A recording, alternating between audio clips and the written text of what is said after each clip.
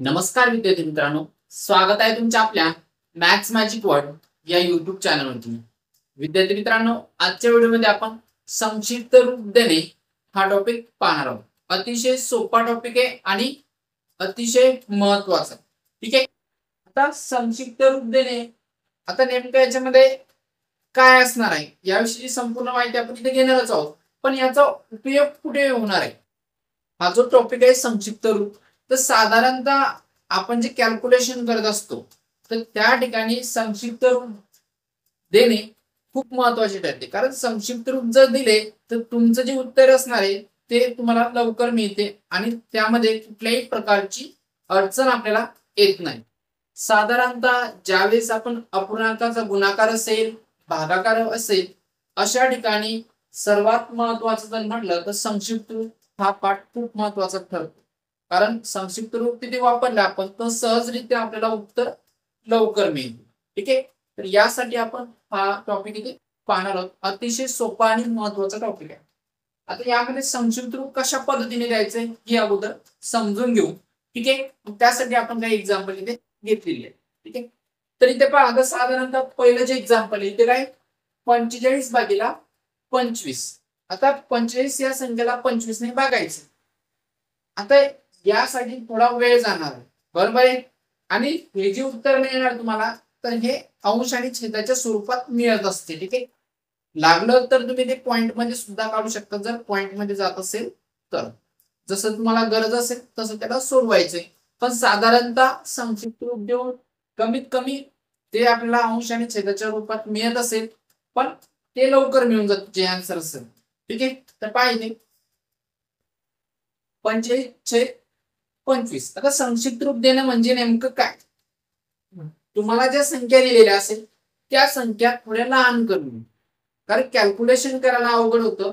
कारण गुणाकार असेल, भागाकार असेल, संख्या जर मोठ्या असतील तर मग थोडं अवघड जाणार आहे, वेळ जातो. अशा वेळेस जर संक्षिप्त रूप दिलं तर त्या संख्या जे मोठ्या असतात तर त्या आपल्याला लहान करता येतात आणि लहान केल्यानंतर आपण गुणाकार असेल, भागाकार असेल सहजरित्या करू शकतो.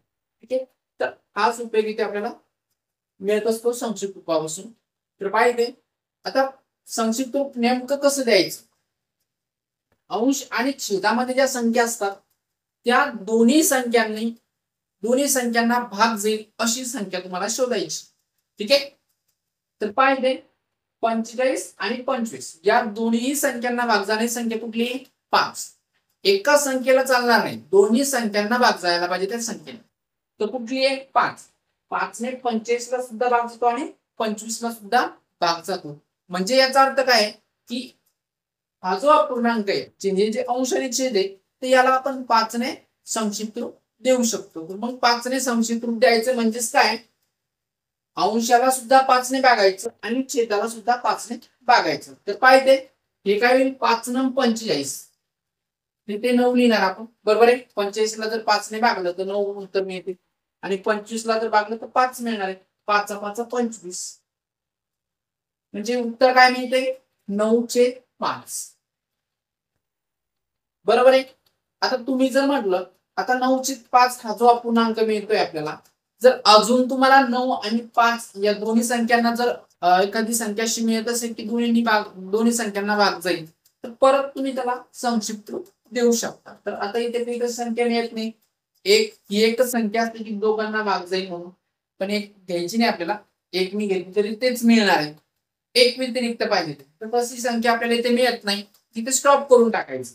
मग नंतर तुम्हाला डिव्हिजन करायचं असेल तर, म्हणजे भागाकार करायचा असेल तर भागाकार करा, जे असेल ते जिथे तुम्हाला सोपं जातंय नंतर. ठीक आहे.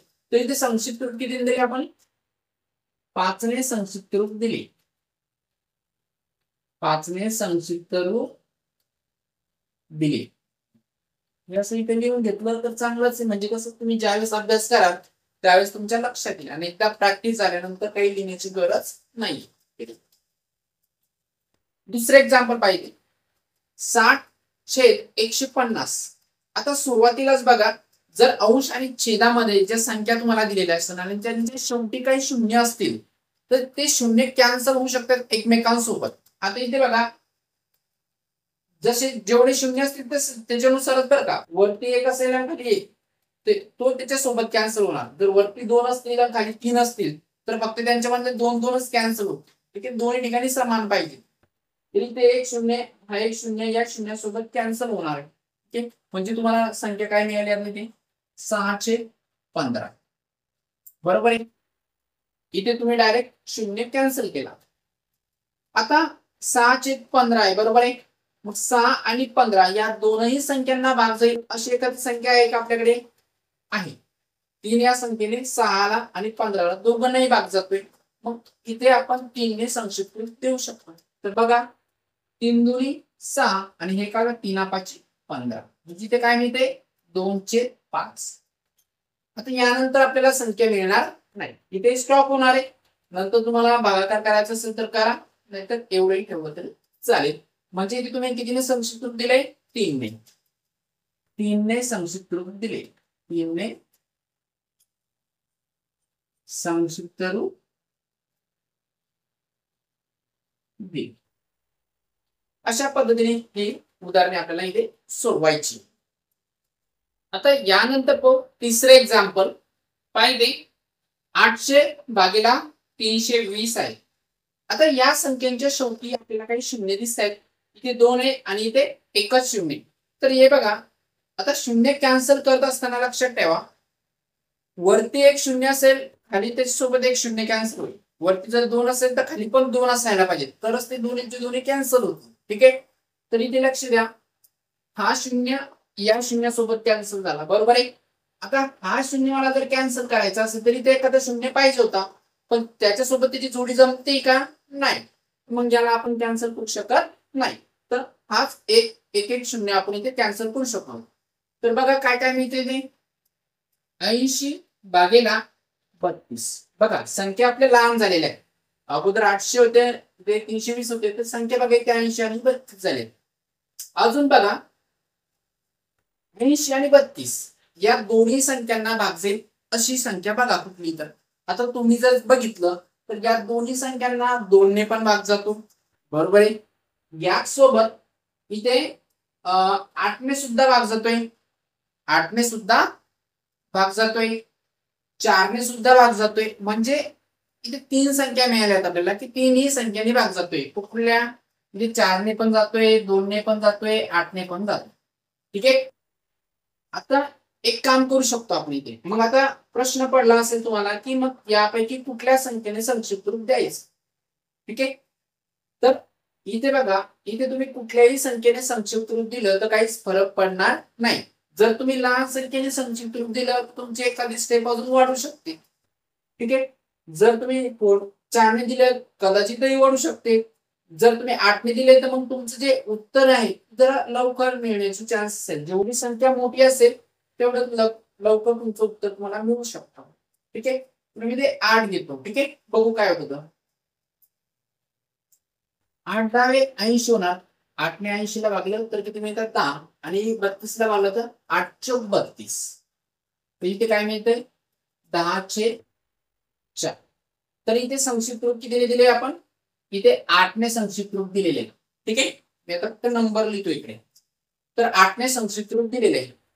तरी पण बघा इथे 10/4 राहतात. मग 10 आणि 4 ला दोघांनाही भाग जाईल अशी संख्या आहे का एखादी अजून? आहे. 2 ने दोघांनाही निश्चित भाग जातोय. मग परत 2 ने संक्षिप्त रूप देऊया. असं काही नाही की एकदा संक्षिप्त रूप देऊ शकता तुम्ही. जर जात असेल तर संक्षिप्त रूप देत राहा. ठीक आहे, तर इथे बघा 2×5 = 10 आणि ते 2×4 काय मिळते? 5/2. तर हे झालं आपलं शेवटचं उत्तर. कारण 5 आणि 2 या दोन्ही संख्यांना निश्चित भाग देईल अशी संख्या आपल्याला इथे मिळत नाही. मग आपण कशाने संक्षिप्त रूप दिले? 8 आणि 2 या दोन संख्यांनी आपण संक्षिप्त रूप इथे दिलेले आहे. म्हणजे फायनल उत्तर इथे आपल्याला मिळते 5/2. 4 ने दिले असते तर नंतर परत यापैकी कुठलीतरी एखादी संख्या तुम्हाला परत द्यावीच लागली असते. ठीक आहे, तर चला आता हे चौथं एक्झाम्पल पाहूया. 35/75. आता या दोन्ही संख्यांना निश्चित भाग जाईल अशी संख्या कुठली आहे? ती आहे 5. 35 लाही भाग जातो आणि 75 ला सुद्धा भाग जातोय. तर 35 ला जर भागला आपण इथे 7 मिळतील, कारण 7 5 35 होतात. तिथे मिळतील आपल्याला 7. बरोबर आहे. आणि 75ला 5 ने भागलं तर 15×5 = 75 होतात, म्हणजे ते आपल्याला 15 मिळतील. जे उत्तर काय मिळते 715. आता या व्यतिरिक्त संख्या मिळणार नाही की त्या दोघांनाही निशेष भाग जाईल अशा. ठीक आहे, कारण 70 ही मूळ संख्या आहे, त्याच्यामुळे इथे आपल्याला नंबर मिळणार नाही. तर इथे हे स्टॉप होऊन जाईल आणि इथे संक्षिप्त रूप किती दिलेले आपण इथे 5 ने संक्षिप्त रूप दिलेले आहे. ठीक आहे, आता यानंतर तो 5वं एक्झाम्पल. आता हे जे एक्झाम्पल आहे हे सरळ सरळ अपूर्णांकाचा गुणाकार ज्या पद्धतीने असतो तसेच आपण इथे एक्झाम्पल सध्या घेतलेले आहे, म्हणजे तुम्हाला समजायला अजून सोपं होईल. ठीक आहे, तर पाहिजे 5वं एक्झाम्पल 100 गुणिले 450 आणि भागीला 90 आहे. आता एवढं लक्षात ठेवा, सिम्पली आता संक्षिप्त रूप आपण देतोय बरोबर आहे. आतापर्यंत जे एक्झाम्पल पाहिले अंशातिक संख्या होती आणि छेदातिक संख्या होती, काही प्रॉब्लेम नाही आला आम्हाला. ठीक आहे, पण मग आता इथे झालं इथे दोन संख्या आहेत अंशामध्ये, छेदामध्ये संख्या आहे, मग आता कसं करायचं. ठीक आहे, तर एवढं लक्षात ठेवा या संख्या जेमतेम गुणाकारातच पाहिजे, म्हणजे त्यावेळेस तुम्ही तिथे हे करू शकता, काय म्हणतात संक्षिप्त रूप देऊ शकता. आता संक्षिप्त रूप देताना एकच गोष्ट लक्षात ठेवा, संक्षिप्त रूप फक्त तुम्ही दोनच संख्यांना देऊ शकता. कसं, एक अंशामध्ये संख्या असली पाहिजे आणि एक छेदामध्ये, म्हणजे एका वेळी एकच संक्षिप्त रूप तुम्हाला देता येतं. पाहिजे आता इथे 100 आहे इथे 90 आहे. आता 100 आणि 90 या दोघांनाही आपण 10 आणि संक्षिप्त रूप देऊ शकतो, बरोबर आहे. इथे 450 आणि 90 या दोघांनाही 10 आणि संक्षिप्त रूप देता येते. मग असं नाही करायचं इथे याचं संक्षिप्त रूप याच्या सोबत पण द्यायचं आणि याच्या सोबत पण, असं चालत नाही. मग एक तर तुम्हाला 100 आणि 90चं बघावं लागेल, नाहीतर 450 आणि 90चं बघावं लागेल, म्हणजे कोणातरी दोनच संख्या तुम्हाला घ्यायच्या. ठीक आहे, तर पाहिजे एक गोष्ट तर क्लिअर, याच्या शेवटी एक शून्य आलेला आहे, तर यांच्या सोबत पण एक शेवटी शेवटी एक शून्य, मग कुठल्या तरी एका संख्येसोबत शून्य तुम्ही कॅन्सल करू शकता, म्हणजे आपल्या संख्या लहान होतील. ठीक आहे, तर मी इथे बघा या शून्यासोबत हा शून्य कॅन्सल करतो. ठीक आहे, याच्यासोबतच काय केलंय, कारण 9×5 = 45 ते जरा सोपं होतंय. कॅन्सल करताना बी असं बघायचं की जेणेकरून आपलं जे एक्झाम्पल ते सोपं कसं होईल याच्याकडे लक्ष द्यायचं आपल्याला. ठीक आहे, इथे 100 असल्यामुळे काही प्रॉब्लेम येत नाही गुणाकार करायला, पण इथे प्रॉब्लेम आला असता म्हणून आपण हा शून्य याच्यासोबत कॅन्सल केलाय. ठीक आहे, तर इथे फक्त 45 राहता आणि इथे 9. आता बघा 9 आणि 45 या दोन संख्यांना संक्षिप्त रूप ठेवू आपण, कारण या दोघांनाही 9 ने विशेष भाग जातोय. तर पाहिजे 9×5 = 45 आणि 9×1 = 9, बरोबर आहे. म्हणजे इथे काय होतंय पाहते शेवटी इथे फक्त 100 गुणिले 5 आणि छेदामध्ये 1. पहा कॅल्क्युलेशन करायला एकदम सिंपल झाले, एकदम सिंपल झालेले. तर काय इथे 100 गुणिले 5 म्हणजे किती होते 500 होतात, आणि छेदामध्ये 1 म्हणजेच किती होतात ते सरळ सरळ 500. कुठल्याही संख्येच्या छेदात 1 असतोच, तो नाही लिहिला तरी चालेल. ठीक, तर याचं उत्तर किती मिळालं आपल्याला 500. आणि कितीने सिम्प्लिफाय केलं इथे आपण 0 0 कॅन्सल केला आणि 9 ने आपण ते सिम्प्लिफाय केलेलं म्हणजे संक्षिप्त रूप दिलेलं. ठीक आहे, तर 6 नंबरचं पहा. आता इथे जास्त संख्या आलेल्या आहे, अंशामध्ये 2 संख्या आणि छेदामध्ये सुद्धा 2 आहे, आणि सर्व त्या अंशामध्ये संख्या गुणाकारात आहे, छेदामधल्या गुणाकारात आहे. हे सरळ सरळ अपूर्णांकाचं उदाहरण. हे काय अपूर्णांक, हे आपण अपूर्णांकामध्ये सुद्धा पाहणार आहोत, पण सुरुवातीला याचा बराचसा उपयोग होत असतो कॅल्क्युलेशन साठी, म्हणून संक्षिप्त रूप आपण अगोदरच पाहून घेतो. ठीक, तर पाहिजे आता यांच्यामध्ये बघा अंशामधली एक संख्या बघा आणि छेदामधली की ज्यांचे काहीतरी त्यांना आपण काहीतरी कॅन्सल करू शकतो, म्हणजे त्याला संक्षिप्त रूप देऊ शकतो. तर इथे बघा 36 आणि 48 या दोन्ही संख्यांना 2 नेही भाग जातो, 4 ने सुद्धा जातो, 6 ने सुद्धा जातो, पण मग आपल्याला जी संख्या परवडेल त्याने आपल्याला भाग द्यायचा. ठीक आहे, असं काही मेन्शन नाही की तुम्ही 2 ने दिला पाहिजे, 4 ने दिला पाहिजे, 6 ने दिला पाहिजे.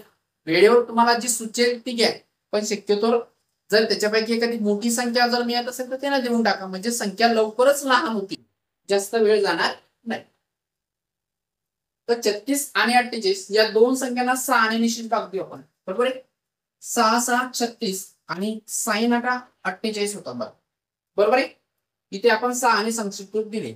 मी ते लिहून घेतोय. इथे 6 आणि संक्षिप्त रूप दिलेले आहे. ठीक आहे. आता इथे 35 आहे आणि इथे 7. या दोन्ही संख्यांना 7 ने निश्चित भाग जातोय म्हणजे यांना आपण 7 ने संक्षिप्त रूप देऊ शकतो. तर पाहिजे 7 1 7 7 5 35. इथे संक्षिप्त रूप दिले 7. ठीक आहे. आता काय काय उरले पाहिजे. अंशामध्ये 6 गुणिला 5 6 गुणिला 5 आणि छेदामध्ये कोण आहे 1 गुणिला 8 1 गुणिला 8. चला अजून बघा इथे अंशामध्ये आणि छेदामध्ये अशा काही संख्या मिळतात का की त्यांना आपल्याला संक्षिप्त रूप देता येईल म्हणजे कुठलीतरी संख्या दोघांनाही निश्चित भाग देईल आहे का. तर पाहिजे 6 आणि 8 या दोनही संख्यांना 2 ने निश्चित भाग जातो म्हणजेच काय 6 आणि 8 ला आपण संक्षिप्त रूप अजूनही देऊ शकतो. कितीने 2 ने 2 6 आणि 2 8. हे बघा आता इथे 2 ने संक्षिप्त रूप दिले. काय काय उरलं इथे उरले 3 गुणिला 5 आणि छेदामध्ये 1 गुणिला 4 म्हणजे किती 4. अजून काही संक्षिप्त रूप देता येईल का आपल्याला. अजून तरी काही आता शक्य नाहीये. तर इथे यांचा गुणाकार करून घ्या. 3 5 15 आणि 15/4 हे झालं फायनल उत्तर. तर पाहिजे आपण अगोदर 6 ने संक्षिप्त रूप दिले 7 ने दिले आणि 2 ने दिले. या तीन संख्यांनी आपण इथे संक्षिप्त रूप दिले आणि फायनल उत्तर काय मिळालं आपल्याला 15/4. आता यानंतर थोडे वेगळे एक्झाम्पल्स आपण इथे घेतलेले पाहिजे. 7वें एक्झाम्पल 70/45 गुणिला 18. आता इथे तुम्ही अजून कन्फ्युज होऊ शकता. इथे गुणिला 18 हे थोडं साईडला आलेले पण लक्षात ठेवा हा जो अपूर्णांक आहे याला गुणिला एखादी सिंगल नंबर असेल तर तो अंशामध्येच कन्सिडर केला जातो. कुठे अंशामध्ये कन्सिडर केलेला असतो. म्हणजेच तुम्ही छेदामधील एखादी संख्या आणि या संख्येसोबत त्याचा संक्षिप्त रूप घेऊ शकता जर जात असेल तर. ठीक आहे. आणि जर तुम्हाला वाटत असेल तर तुम्ही एक स्टेप वाढून याला इथे अंशामध्ये सुद्धा राईट करू शकता या पद्धतीने 70 गुणिला 18 आणि छेदामध्ये 45 असं त्याचा अर्थ असाच होतो. ठीक आहे. पण एक स्टेप वाढवण्यापेक्षा इथे जर संक्षिप्त रूप देता येत असेल तर देऊन टाकायचं. कशाला असं कळतं की ही संख्या कुठे अंशामध्येच कन्सिडर होत असते. ठीक आहे. तर पाहिजे आता मी इथे संक्षिप्त रूप देणार. ठीक आहे. हे फक्त तुम्हाला समजण्यासाठी मी सांगितलेलं आहे. तर पाहिजे आता इथे 45 आणि 18 याच्या दोन संख्या आहे. या दोन संख्येने कुठल्या संख्येने निश्चित भाग जातोय का. हो जातोय. 3 ने देऊ शकता आपण 3 ने जातो इथे. तर मी इथे 3 ने इथेच भाग देऊन टाकणार आहे. ठीक आहे. तर पाहिजे 3 ने जर 25 ला जर भागलं तर इथे 15 मिळतील कारण 15 तरी 45 होतात आणि 18 ला जर भागलं तर इथे किती मिळणार आहे 6 3 7 18. म्हणजेच बघा हे सोडून देतात बाजूला. मी समजण्यासाठी सांगितलं तुम्हाला. म्हणजे ते काय काय उत्तर आहे 70 गुणिला 6 70 गुणिला 6. आता हे 6 डायरेक्ट मी वरती लिहिणार आहे आणि छेदामध्ये किती 15. पाहिजे कितीने संक्षिप्त रूप दिले मी म्हणजे 3 ने संक्षिप्त रूप दिलेले. ठीक आहे. आता अंशामध्ये आणि छेदामध्ये बघा 70 आणि 15 या दोनही संख्येने 5 ने निश्चित भाग जातोय. बरोबर आहे. तर आता इथे काय करणार मी इथे मी 5 ने भाग देणार. ठीक आहे. तर पाहिजे 5 त्रिक 15 5 त्रिक 15 आणि 70 ला जर भागलं तर इथे किती मिळतील 14 14 पंच 70 होतात. बरोबर आहे. म्हणजे इथे काय संख्या राहिल्यात पहा आता इथे. आता मी किती ने दिले तर इथे 5 ने दिलंय. बरोबर आहे. 3 ने झालं एकदा 5 ने झालं. आता परत आता हे दरवेळेस पुढच्या स्टेप मध्ये लिहायचं का नाही. तुम्ही एकाच ठिकाणी पूर्ण सिम्प्लिफिकेशन म्हणजे संक्षिप्त रूप दाखवू शकता. हे एक एक स्टेप वाढवण्याची गरज नाहीये. पाय आता हे मी इथेच दाखवून देतो तुम्हाला. ठीक आहे. तर पाहिजे 6 आणि 3 पुढे छेदामध्ये 6 अंशामध्ये तर या दोन्ही संख्यांना 3 ने निश्चित भाग जातोय. परत मी 3 ने निश्चित भाग देणार आता संक्षिप्त रूप 3 1 3 3 गुणी 6. परत मी 3 ने संक्षिप्त रूप दिलेले. आता काय उरलंय छेदामध्ये 1 आहे. बरोबर आहे. आणि अंशामध्ये 14 14 गुणिला 2 आणि 14 गुणिला 2 किती 28. तर याचं उत्तर किती मिळालंय 28. तर अशा पद्धतीने मला सोडवायचं. याच पद्धतीने 8वा एक्झाम्पल पाहिजे. आता ही संख्या मी कडनं घेतली 12 गुणिला 28/16. हा एक अपूर्णांक इथे गुणिला काही संख्या आहे, म्हणजे ही संख्या पण कुठे कन्सिडर होणार आहे, अंशामध्येच कन्सिडर होणार आहे. कुठे कन्सिडर होईल, अंशामध्येच. म्हणजे या संख्येसोबत तुम्ही छेदातील जी संख्या असेल त्याच्यासोबत जर संक्षिप्त रूप जात असेल तर संक्षिप्त रूप आपण देऊ शकतो, तिथे काहीच प्रॉब्लेम नाहीये. म्हणजे याला जर तुम्ही लिहायचं म्हटलं अंशामध्ये तर या पद्धतीने येते 12 गुणिला 28 आणि छेदामध्ये किती 16, जसं इथे मी सांगितलं त्याच पद्धतीने. ठीक आहे, चला मग मी इथे संक्षिप्त रूप देणार.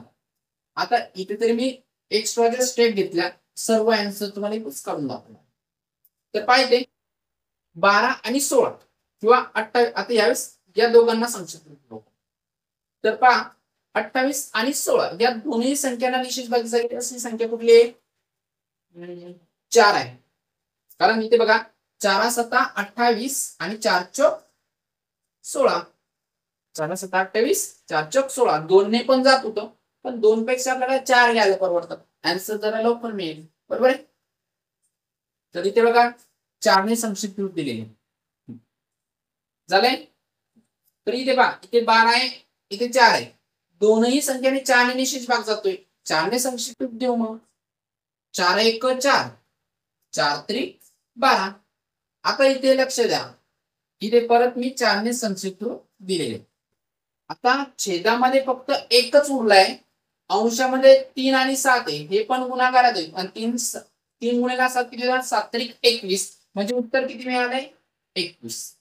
म्हणजे प्रत्येक स्टेप मध्ये वेगवेगळे नंबर्स लिहिण्याची गरज नाही. परत परत इथे जर संक्षिप्त रूप देता येत असेल तर संक्षिप्त रूप देऊन टाका, परत परत घ्यायचं स्टेप लिहिण्याची गरज पडत नाही, ते डायरेक्ट उत्तर आपल्याला ते मिळून जाईल. आता यानंतर शेवटचे 2 एक्झाम्पल.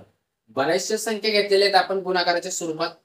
तुम्हाला सेम ज्यावेळेस पूर्णांकाचा गुणाकार असेल भागाकार असेल तर अशीच एक्झाम्पल पाहायला मिळेल. तर पाहिजे आता पुढची स्टेप मी लिहिणार नाही, डायरेक्ट आन्सर्स बघा कसं मिळतंय. त्या एकाच ठिकाणी सर्व संक्षिप्त रूप द्यायचं आणि उत्तर काढायचं. तर पाहिजे 15 गुणिला 16 गुणिला 48 आणि छेदामध्ये 20 गुणिला 36 गुणिला 24. तर कुठलेही बघा इथे 15 आणि 20, इथे तुम्हाला कॉमन मिळेल काहीतरी संख्या, 5 ने दोघांनाही भाग जातोय. इथे 20 आणि 16 घेतलं इथे 4 ने जातोय. म्हणजे तुम्ही ठरवायचे कुठल्या संख्या तुम्हाला घ्यायच्या.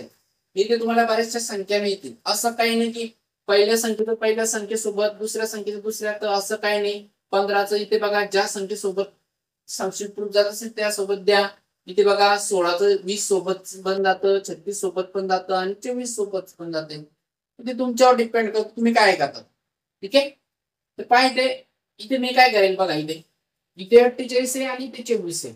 24 दुने 48 होतात. मग 24 ने मी इथे संक्षिप्त रूप देऊ शकतो, कारण जेवढ्या मोठ्या संख्या जर मिळत असतील तर देऊन टाका. बरोबर आहे. 6 ने देऊ शकता, 2 ने देऊ शकता, पण आपल्याला जे परवडणार आहे ते घेऊ आपण.